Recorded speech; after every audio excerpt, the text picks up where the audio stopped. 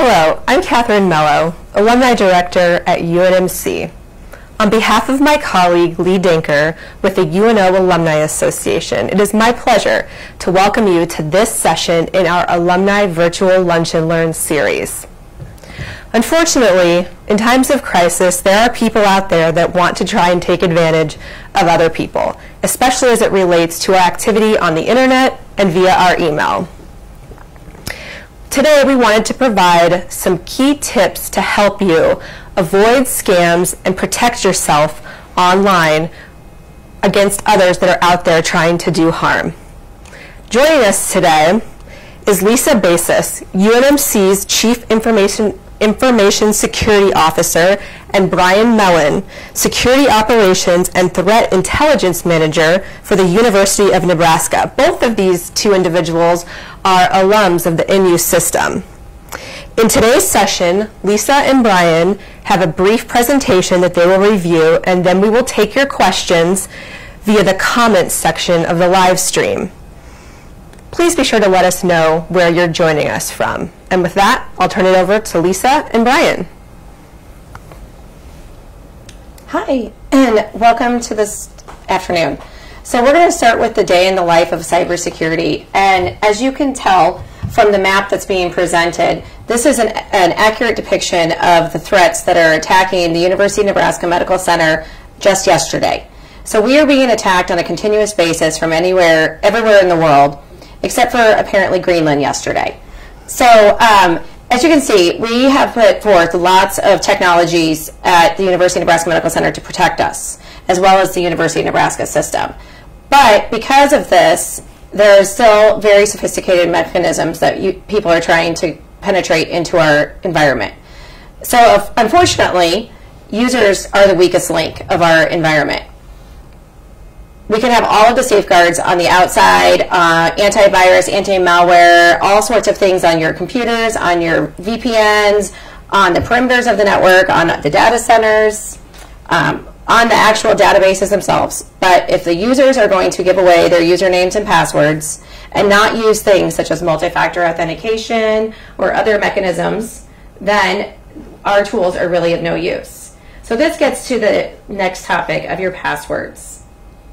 And this slide is one that I find to be very comical, and it's treat your passwords like your underwear. You change them often, you don't share them, and you don't leave them out in the open. So then therefore, malicious users cannot take your passwords and use them to get into systems. I know that there was a lot of news about the Zoom and the Zoom bombing and the passwords for Zoom. But it's very interesting to know that Zoom itself was not hacked during that environment. What happened is that they used passwords that were dumped from other attacks and then tried them on people's Zoom accounts and were able to get in. So there's an example of password reuse. Don't reuse your underwear. Okay, hello everyone. So what I thought I would start with is one of the easiest ways for attackers to gain your credentials or put viruses or Trojans on your devices is through email.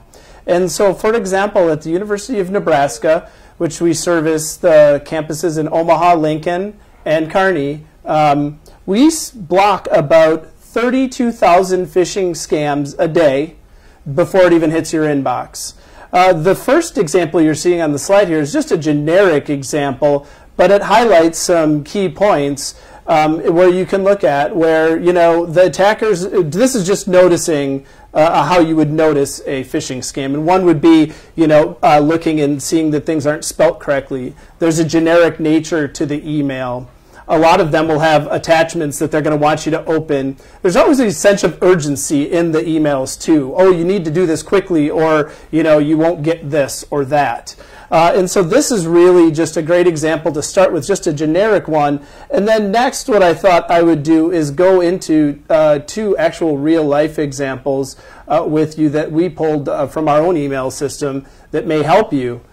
So the next one here, you'll see says it's coming from the CDC.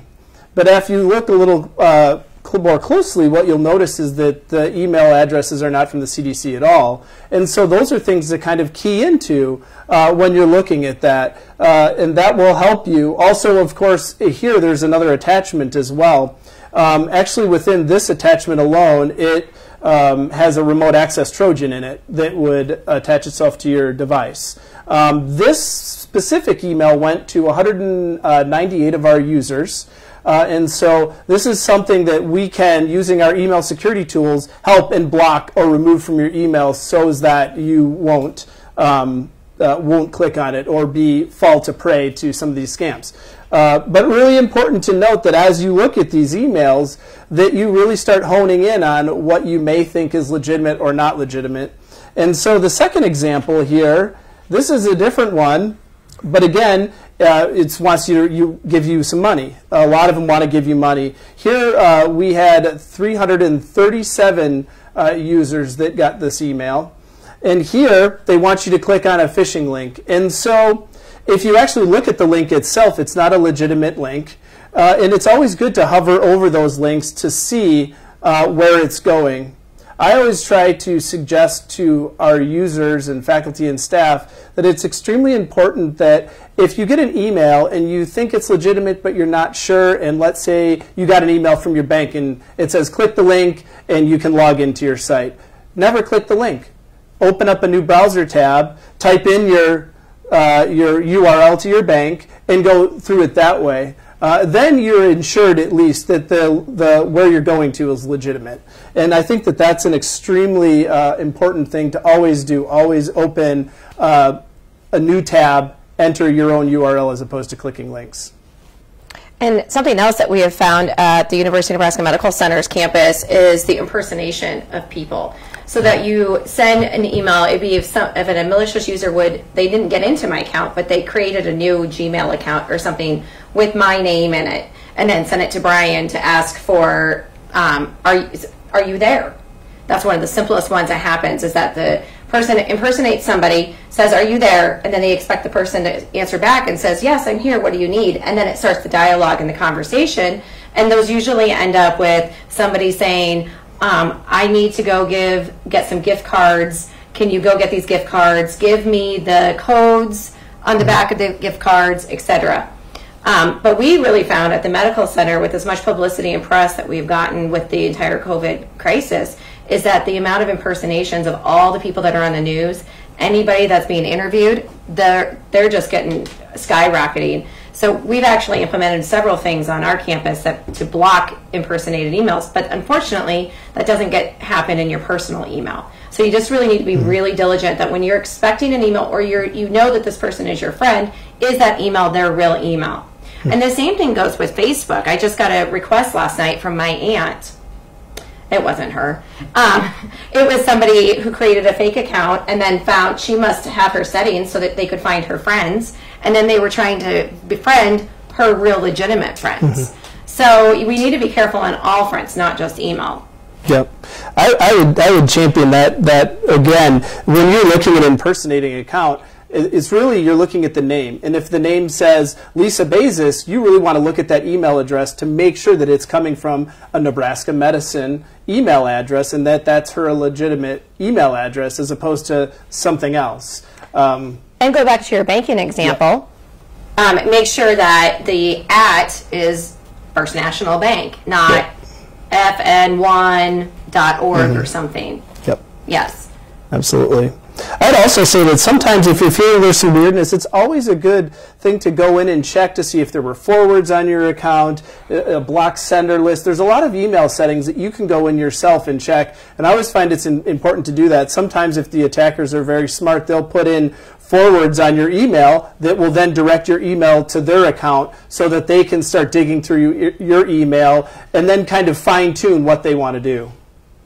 Yes, and they also can put in rules that automatically delete things. Yeah. So go into your trash, look, did we actually delete this email? Did I actually send these emails?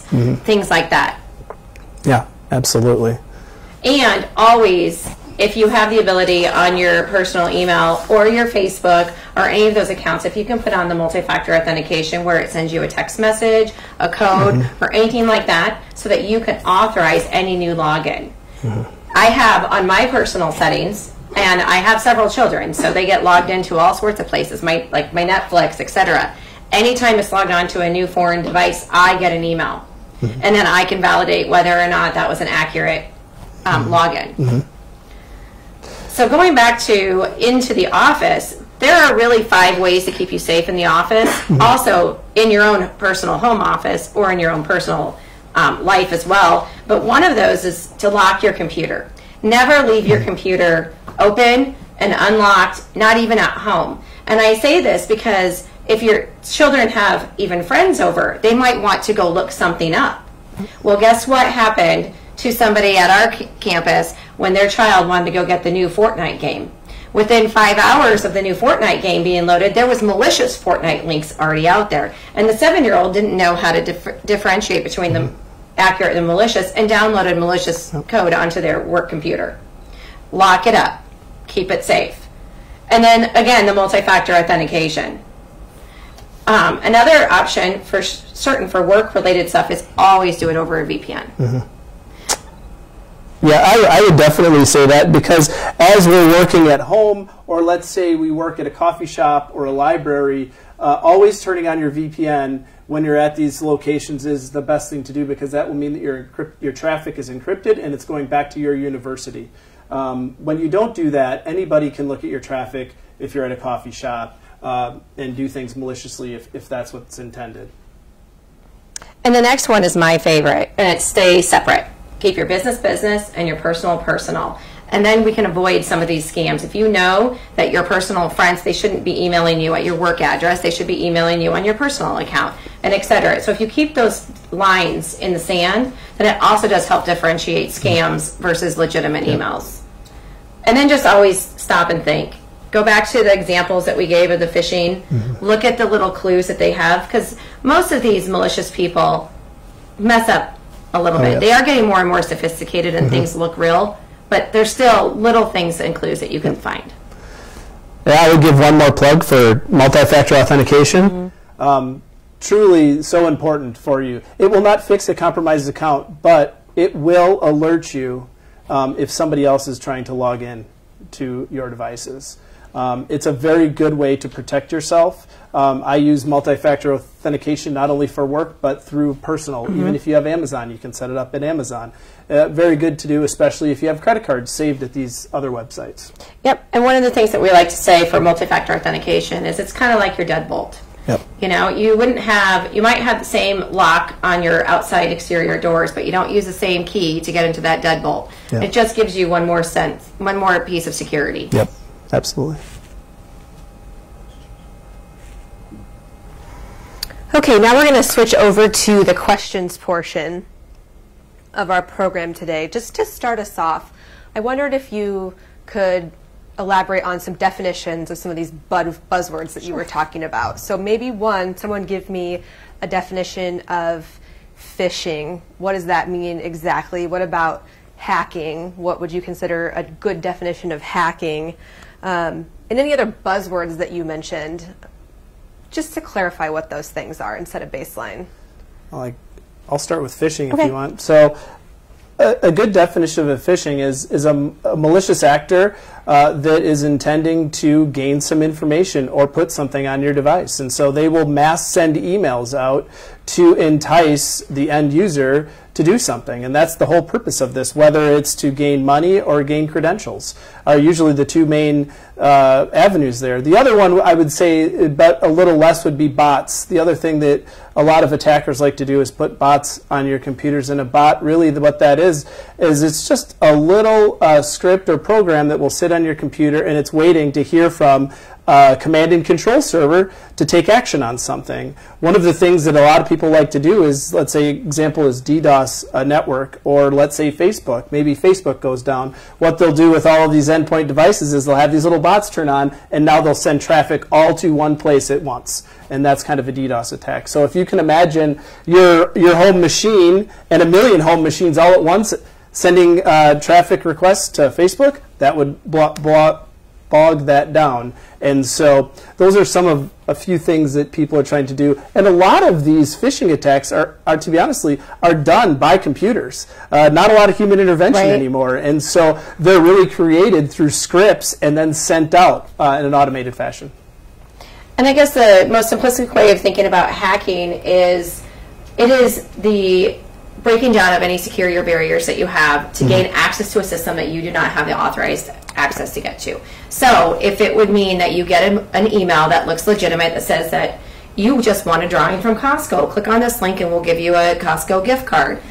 You click on the link, it might download something onto your computer and then run something, which you did not authorize that. By clicking on that link, you didn't realize that you authorized that download, so that would be a hacking into the computer. There's other more sophisticated ways of breaking into systems to steal content, to steal data, things like that. Ken, what are some of the data points that a malicious actor might be most interested in on an individual on the internet? From an individual perspective, they are usually not trying to get into your email. They're using that as a gateway to get more information. And they're hoping that you reuse your password too. So if they get into your email, or if they get you to click on a link and sign in to your box, your Dropbox account, your stuff like that, if they get you to sign in, then they know the password to that. They're hoping that you reuse that password in other places. And then they will go in and try a bank and find out if your password works there. So really, their goal is not usually the first stop. They're usually trying to reuse your account, your credentials, or for you to give them more information as to what your bank routing number is, or things like that.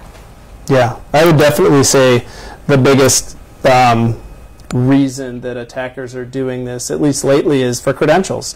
They want to be able to open up credit cards into your name. They want to be able to do lots of things. If they have your credentials in one place, just like Lisa said, they're going to have it somewhere else. And so they watch your email to see things that you're getting emails from.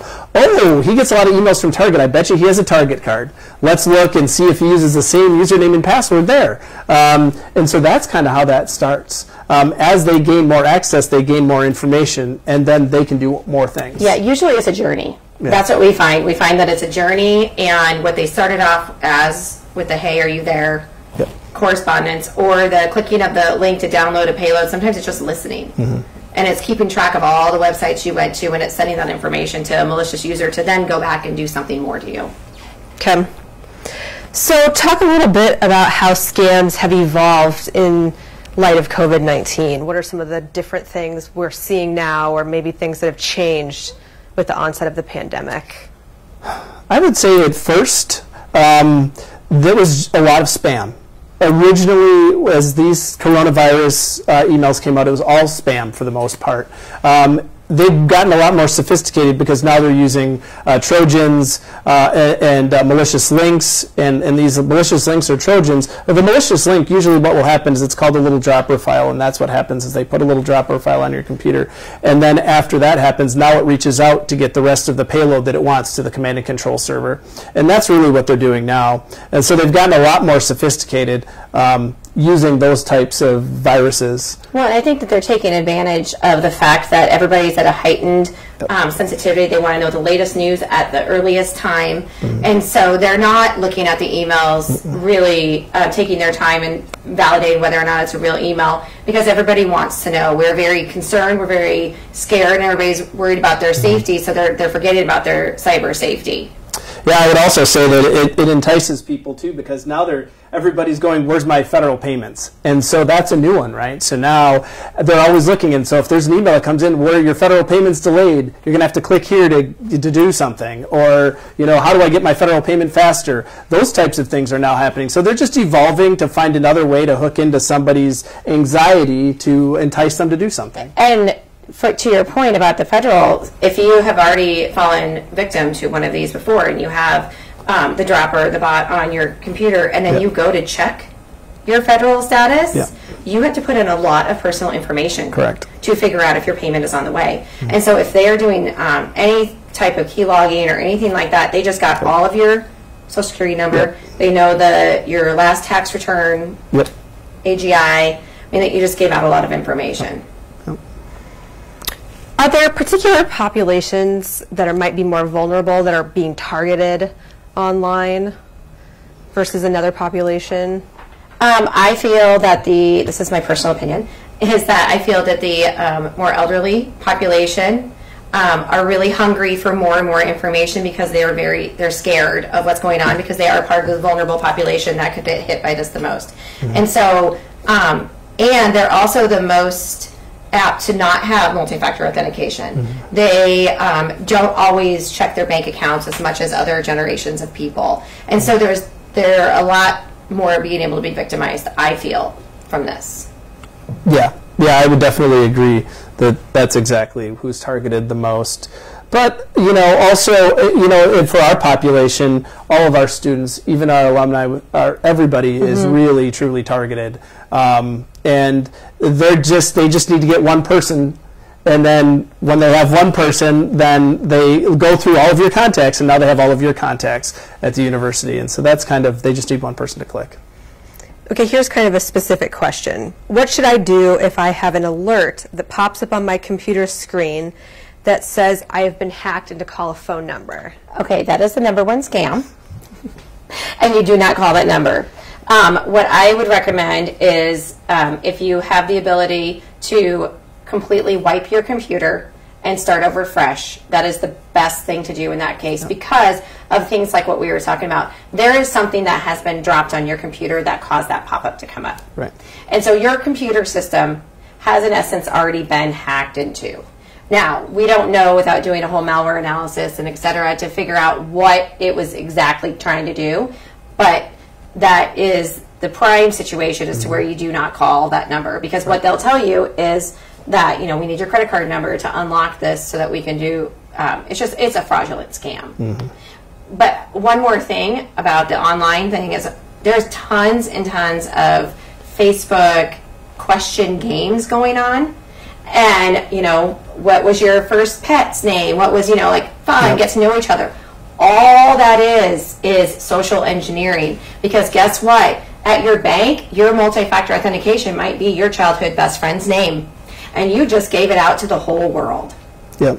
So that's another thing to do not participate in any of those online polling, get to know your friends. You have all of those recover your password questions, right? What's one of them always? Your favorite pet. What was your favorite pet's name? And if you put Speedy or whatever it is, that would be an answer to one of those questions that would get the hacker into one of your accounts. Did you have a pet, Speedy? I did. He was a hamster, and he was fantastic. Okay, so talk a little bit about kids online. Our kids are online now more than ever. They're doing their education online. They're talking to their friends. What are some things to be on the watch out for children? And what can we do to protect them?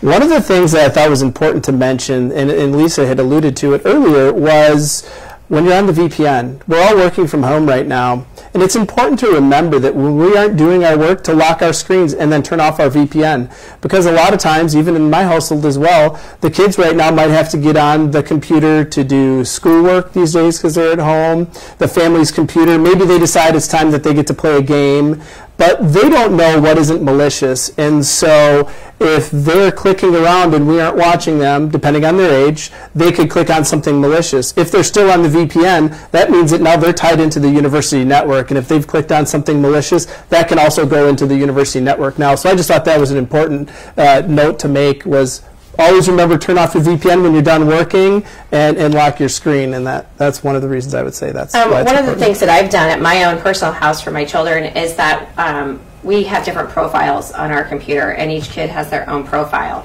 So I have the administrative rights. I'm the only person that can download updates and update anything. Their accounts are, in essence, locked down. So if they would click on a link, they couldn't download anything because I've taken all those rights away from them. Mm-hmm. And so, and it's worked out fine for all the Google Classroom, all the Zoom that they've had to do. And then I also do have a more sophisticated filtering firewall at my house where I can see by device where they're going and what's going on. We also have on our family sharing on our Apple account, I have the screen time enabled on my younger children, so I can actually ensure that they aren't using apps that they shouldn't use, and the apps that they do have, they can only have 30 minutes on YouTube, not 30 hours, and things like that. So I think in this time, it's very important to not just always think about locking them down, because they're also experiencing a lot that we have to be sensitive to, and they are being able to see their friends and things like that. So it's all about just management of it. Here's kind of a specific question.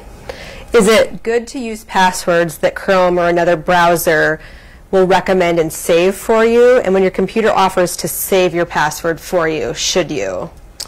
I never save my passwords on my computer, and when it asks me to save them, I do not allow that. Because that's the first thing that the bad guys are going to do if they're in your computer, is look for those saved passwords, and they're very easy to get. They're very easy. Very easy. So I do use, I don't know if you use a password manager, but I do use a password manager. And you can Google password manager and see there's several different options. So it's kind of like a vault. And so I have a very secure key to get into my vault. And then I have all of my digital identities in there, so all of my usernames, and then I have different passwords for each one of them. Because that's why people reuse their password, because it's so hard to keep track of them. And you don't want to write them down, because again, you're going to lose that piece of paper, or you're going to make them not be as secure. Did you say that's an app? Yeah, so it's an app. Okay. Yeah, the free version, I use one. There's KeyPass, which is a free version that I use for personal use. But we do have enterprise password managers at the university. University of Nebraska does use a product that if you need, we could provide that. Have you guys heard anything about texting scams at this time, or are there any tips for people to protect their mobile device? So the texting scam is not necessarily compromising your mobile device, but what it is it's also, we've had this experience a lot down at the university of phone number spoofing.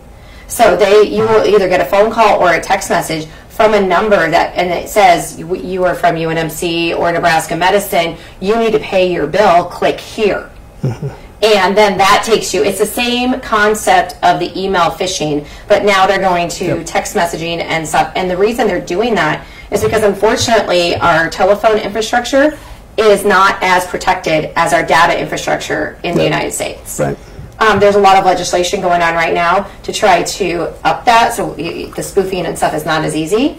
But unfortunately, that's because we are getting more sophisticated and people are being more aware of their email, they're turning to the actual phones. Yeah, the same rules that apply for email phishing is the same that apply if you get a text message and it says click this link here to look at this or whatever. You don't want to click the links. They're always malicious link. Either it's going to put a dropper again on your phone so that it can gain more access, and then on your phone it would be that kernel access. But yeah, never click links even in text message.